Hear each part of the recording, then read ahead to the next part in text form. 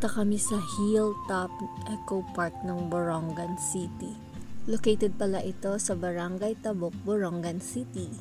Medyo hindi pa ito kilala kaya hahanapin talaga siya kapag sumakay kayo ng tricycle. Pero may mga signage naman papunta doon.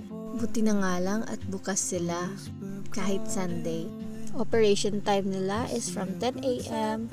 to 8:30 p.m. Bale, ang entrance fee nila ay 40 pesos. Kapag magstay naman kayo sa cottage, 300 pesos. And that's already for the entire time of your stay. Wala siyang limit na time.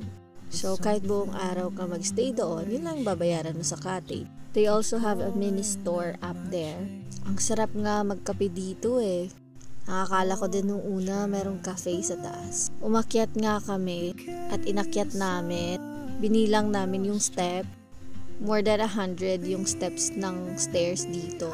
Nakakapagod din maglakad, pero may mga part naman na pwedeng mag-stop.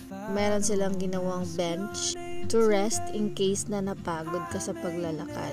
So nagdala nga lang ako dito ng konting snacks and water, of course. And umakyat na nga.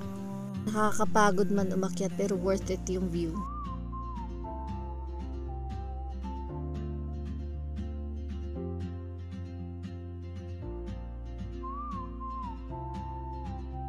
Diba? Super relaxing.